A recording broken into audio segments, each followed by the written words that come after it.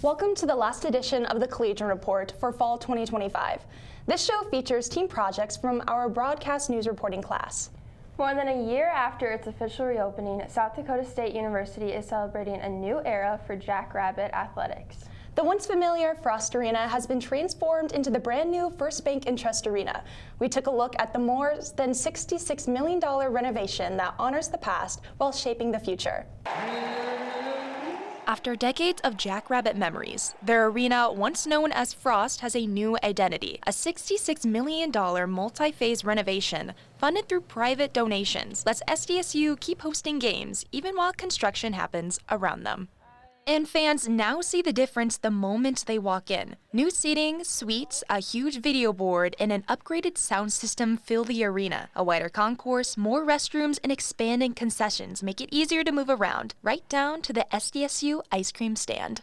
Athletic Director Justin Sell says what stands out most is how the building blends old and new. It still has a new feel after a year. The surprise of how long that carried on.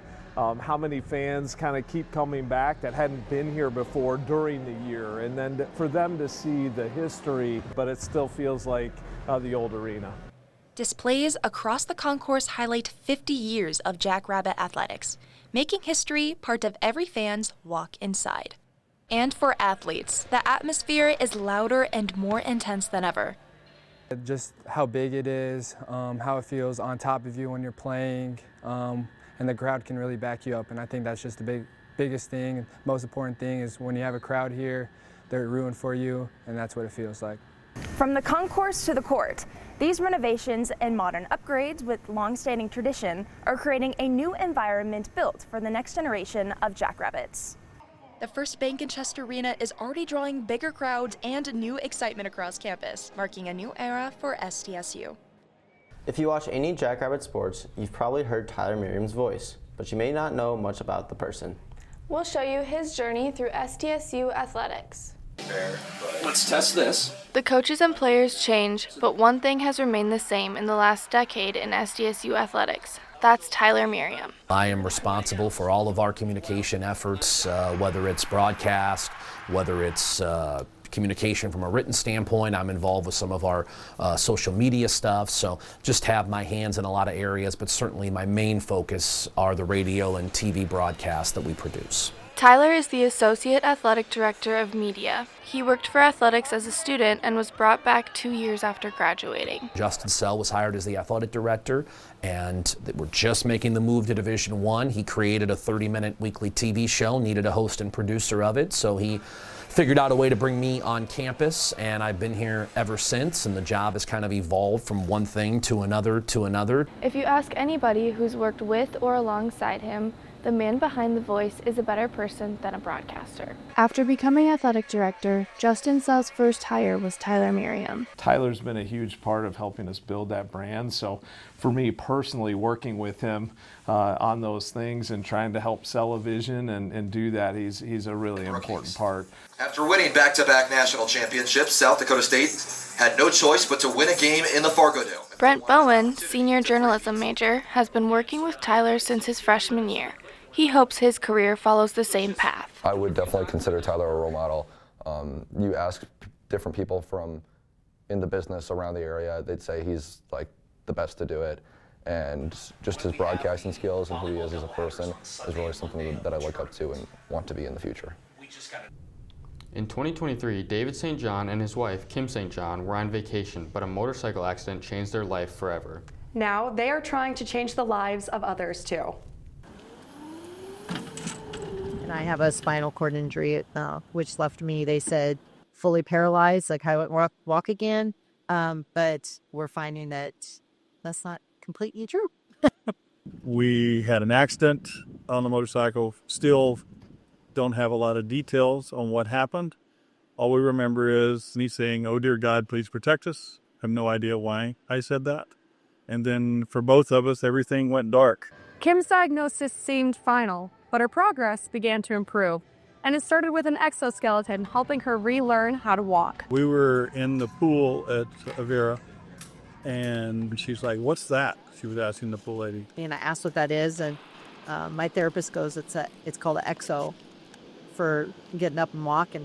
She's like, I want to do that, So they said, okay, we can, she goes, no, I want to do that. And we got it, and we got it home. And since she's had it home, I mean, it's been nothing but go, go, go. The device that changed Kim's life comes at a high price, around $100,000. Now, she and David are working to make sure that cost doesn't stop anyone else from walking again. We have started a charity. It's called Walk With Me. She's going to commit to walking, at least 15 miles in a month. And we encourage people to get out there and walk with her. We're trying to raise $1 million to be able to put 10 of these Exo Indigos on 10 different people, to give them the ability to stand up for the first time in years. She's a top rodeo breakaway roper in the region, and she's just a freshman. We talked to Lainey Hoyer about her path to SDSU Rodeo.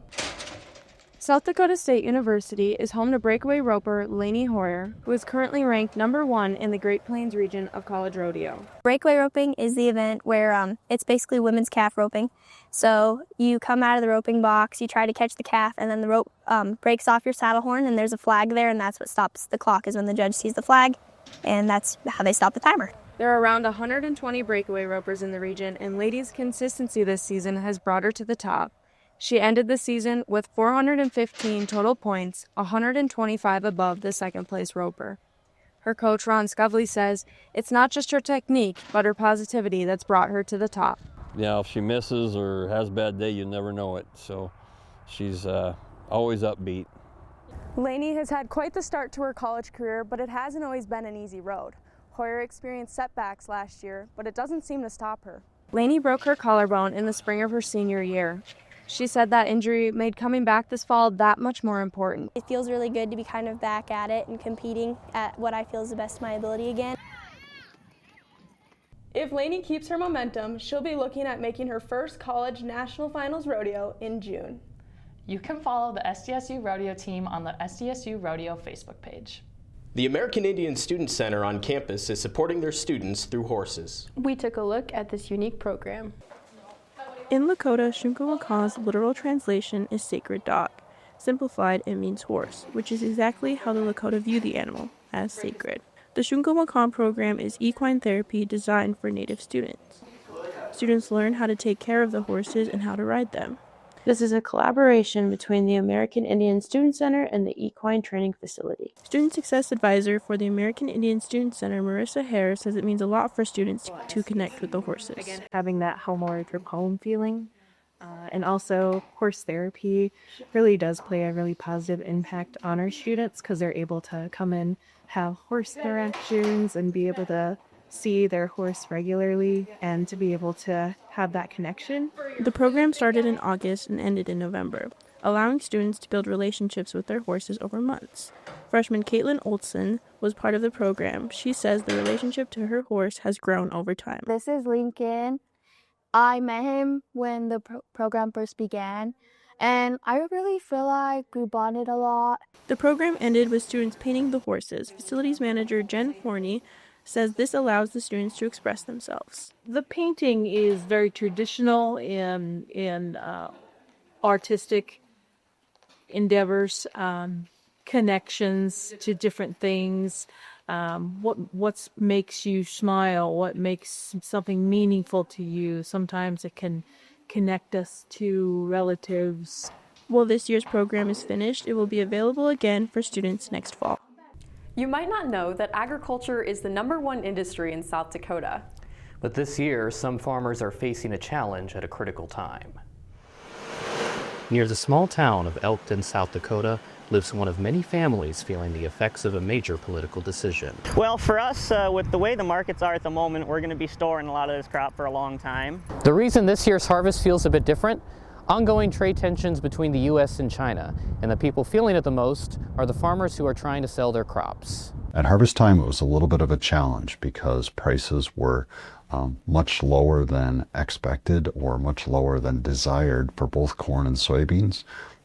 There were larger crops nationally, and there was a lack of demand for soybeans, predominantly out of China. Even with the ups and downs of the global market, Grady Davis of Davis Family Farms has found new ways to market their crops.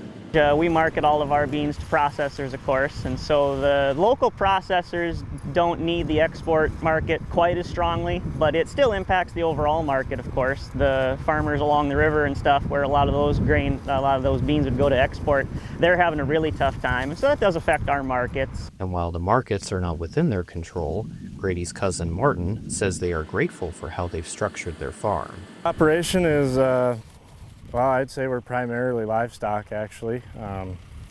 We've run a pretty large cow-calf herd for the eastern side of the state, as well as a feedlot. A lot of our grains go to feed. And by varying how they use their crop, the farm will be able to navigate the ever-changing markets for future generations. With the Collegian Report, I'm Jordan Raditz. Even though SDSU lost its dairy research and training facility, the dairy program is going strong. We looked into how Cafes is dealing with the change. In June of last year, SDSU closed its dairy research and training facility, which had been open since the 60s. The facility needed an estimated $28 million in renovations, which caused the program to look for milk elsewhere. Prior to the closure of the farm, the milk that went to the Davis Dairy plant to produce the cheese and the ice cream came from the SDSU farm. And we simply needed to source that milk from other dairy producers in our area in order to meet the needs of the plant. That milk now comes from local farms within 20 miles of Brookings, supplying the Davis Dairy plant with more than 1,700 gallons to process weekly. Generally, in given week during the semester, the first 2 days are spent making cheese, but we receive milk on a Sunday or a Monday. That milk is then used to make either cheese or ice cream throughout the week. Through this store, students are making cheese and ice cream, gaining hands-on experience with the full production process. Each semester, the plant hires 30 to 40 students ranging from various majors to help keep daily operations running. Students rotate through different stations at the Dairy Davis plant, making curds, pressing cheese blocks, and preparing ice cream containers. Wednesday is typically our day where we separate milk into our cream and skim, and then we'll also make our ice cream mix, which is the liquid ice cream before it's frozen. And then on Thursday, we then take that ice cream mix that's been pasteurized, and we then freeze it into the ice cream treats that are enjoyed. In total, the Davis Dairy plant produces nearly 90,000 gallons of ice cream and 25,000 pounds of cheese annually. Lincoln Hall is one of the older buildings on the SDSU campus, being nearly 100 years old. Now it holds a professor whose teaching tools seem a bit ancient. You just move one hand down and it moves up. Graham Wrightson's instruction, in particular, includes some unique accessories. There are about 45 spears here and a dozen shields in the basement of Lincoln Hall, both of these made by Professor Wrightson's students in experimental history. While they aren't being used in any current conflicts, they still get the point across. Like half the class is in the Agricultural Heritage Museum, where students are learning about weaving and spinning and plant dyeing and that sort of thing. And then half the class, last time I taught it, was in a blacksmith shop where we're sort of recreating ancient weapons and stuff. Wrightson's interest in Greek history stemmed from his childhood growing up in the United Kingdom. He ended up at SDSU as a professor and teaches, among other classes, experimental history in the ancient world, where his students made those weapons. He last taught the elective in the summer of 2023 and is planning to offer it again in the summer or fall of 2027. Professor William Prigge remembers when Wrightson first introduced the idea of making these ornaments. And I was thrilled that he wanted to do it. I wanted to have some class offerings that were not classroom, that were more experiential. He believed that the class would be helpful for students to learn more about history, especially with Wrightson teaching. He is enormously knowledgeable about ancient and even medieval European history. And he is incredibly creative, I would say, and imaginative, and then also energetic. The spears and shields may be out of commission for now, but the history behind them still stands. Whether it's The Pride, theater productions, or Jack the Jackrabbit, a lot of work goes into the costumes and uniforms in Brookings. We talked to the person who makes it all possible. Inspirational, hardworking, and kind are words used to describe Kathy Larson. Kathy volunteers with the Pride of the Dakotas, all three choirs, and Jack the Jackrabbit on campus. I'm fairly well known on campus just because I work with the Pride of the Dakotas. Kathy makes sure that SDSU looks good. And does it all on her own time. Director of Athletic Bands, Kevin Kessler, is one of the people who benefits from Kathy's generosity. If Kathy ever decided to retire, I think it would take about 6 people to replace her. That's her impact on the university. Kathy is there every game day to support the Pride, both as a fan and like a family. Katie Holt, a senior member of the Pride, says she's always there with anything they need. She's just kind of the mom that, like, on game day, if somebody loses a glove, she's got a bag full of extras there waiting for us. Anytime something gets broken, she's right there ready to help fix it for us. Kathy also volunteers at Ascension Lutheran Church, the South Dakota Art Museum, and has also been the head costumer for about 40 years at Brookings High School in their theater department. And that was exciting. I love doing that, interacting with the students. Her work throughout the community and on campus doesn't go unnoticed. People share a great appreciation for Kathy and everything she does for them. Like the beginning of the year, at the beginning of the Pride season, we have all the students in the room together and we introduce the staff and we introduce some people who have come to say hello or visit with the band. The biggest round of applause is always reserved for Kathy, and deservedly so. She has been with the Pride for over 25 years. So many people love Kathy, and she definitely loves them right back. Yeah, I've been a part of the Pride for 3 years, and her impact spreads more than just costuming. She definitely is always there to support us. Thanks for watching us all this semester. The Collegian Report will be back in January. Have a good break.